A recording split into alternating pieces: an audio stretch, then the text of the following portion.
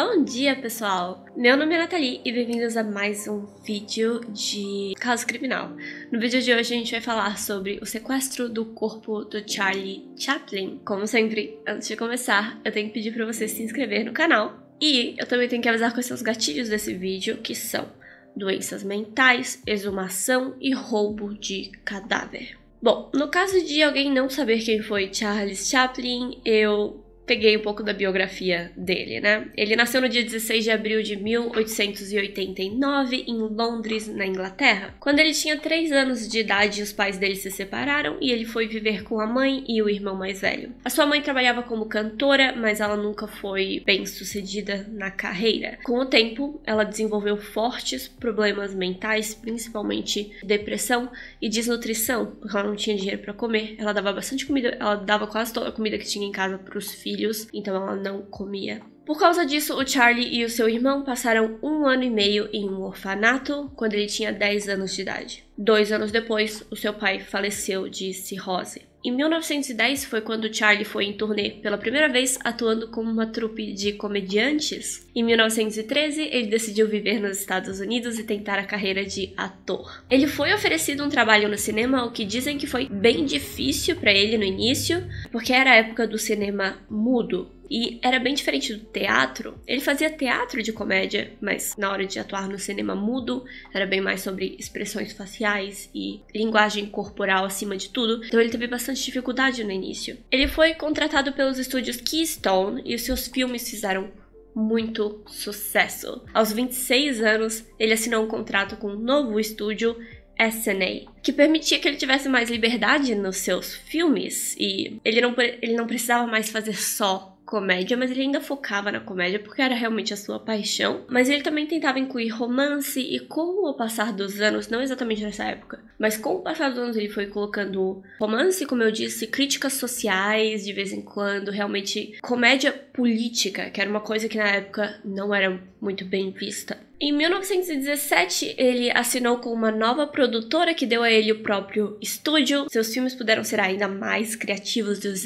efeitos especiais ficaram ainda melhores. Em 1927, os filmes falados surgiram no mundo, mas o Charlie se recusou a fazê-los por um tempo, porque ele chegou num ponto em que o silêncio fazia parte da sua comédia, ele era quase como um mímico a esse ponto. Com a Segunda Guerra se aproximando, ele também mergulhou nas críticas sociais, como eu disse. Os seus filmes nos anos 30 e nos anos 40 são mostrados até hoje como um exemplo de como a mídia participou da guerra e da Revolução Industrial, mas ele também foi muito perseguido por causa desses filmes.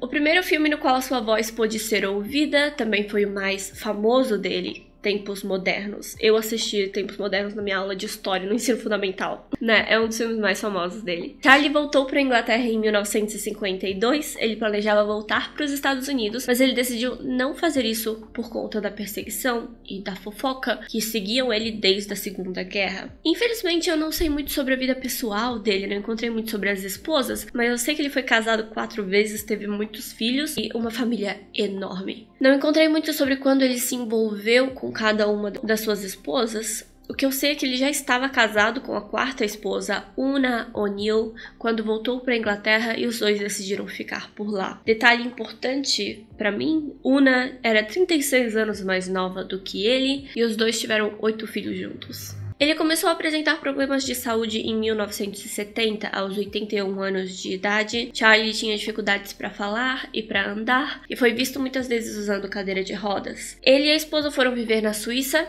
onde o Charlie faleceu no dia de Natal de 1977, aos 88 anos de idade, por conta de um derrame. Ele foi enterrado no cemitério comunal da igreja que frequentava, e é aí que a nossa história realmente começa. Foi noticiado nos jornais que a viúva e seus filhos receberiam mais de 100 milhões de dólares em herança. Eu não sei quanto isso é em euros, mas como muito do dinheiro dele vinha dos Estados Unidos, foi contado em dólar, 100 milhões de dólares ou mais. 3 meses depois da sua morte, no dia 1º de março de 1978, seu cadáver foi exumado e sequestrado ainda dentro do caixão. De manhã cedinho, Una recebeu uma ligação da polícia dizendo que o Charlie havia sido exumado e o corpo tinha desaparecido. Poucas horas depois, ela recebeu uma outra ligação, na qual um homem desconhecido dizia que se ela quisesse ter o corpo do Charlie de volta, $600 mil deveriam ser pagos. A Una foi aconselhada pela polícia a não entregar o dinheiro. Seu telefone, junto com todos os telefones públicos da cidade, foram rastreados e assim eles esperavam encontrar esses sequestradores ou ladrões de corpos. Bom, no dia seguinte esses homens telefonaram de novo e ela disse que nunca ia dar dinheiro nenhum pra eles. Em entrevistas ela mesma disse que se fosse o contrário, o Charlie ia rir da cara desses dois homens. Aquilo era ridículo.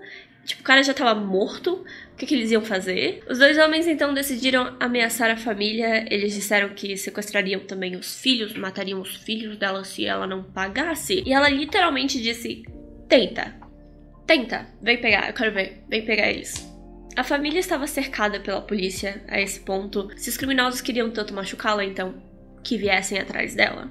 Policiais decidiram fingir que entregariam o dinheiro para poder prender esses homens, mas nenhuma dessas operações deram certo. Toda a investigação já estava acontecendo há quase 2 meses. 2 meses sem saber onde estava o corpo do Charlie. Então eles simplesmente colocaram um oficial à paisana em cada telefone público da cidade. Sim, eles ficaram lá horas, dias, simplesmente observando os telefones públicos e esperando que os caras aparecessem. E finalmente eles apareceram. Um deles tentou ir até o telefone e fazer mais ameaças e foi pego no flagra. Os dois parceiros foram presos. Um homem polonês chamado Roman Wardas e um búlgaro chamado Gancho Ganev. Os dois eram imigrantes que trabalhavam como mecânicos, mas tinham muita dificuldade em ganhar dinheiro e decidiram sequestrar o Charlie. Os homens confessaram e concordaram em levar a polícia até onde o corpo estava escondido em uma fazenda em Nouville, a 1,5 km da casa da família Chaplin. Eles disseram que foi o Roman quem teve a ideia.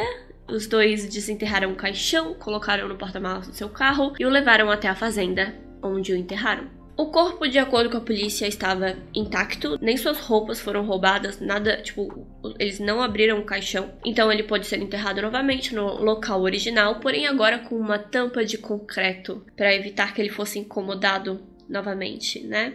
Descanse em paz. Uma estátua dele também foi feita e colocada nesse mesmo cemitério. Os dois homens foram a julgamento. Roman Wardas foi sentenciado a 4 anos e meio de prisão e trabalho comunitário. Gancho Ganev foi visto como uma pessoa mais inocente pelo júri e pelos advogados por algum motivo. Ele não sabia muito bem o que estava acontecendo e só queria dinheiro. E ele falou como se não soubesse que estava, tipo, roubando um corpo, mas ele roubou um corpo? Literalmente, ele foi até uma lápide, tirou o caixão de baixo.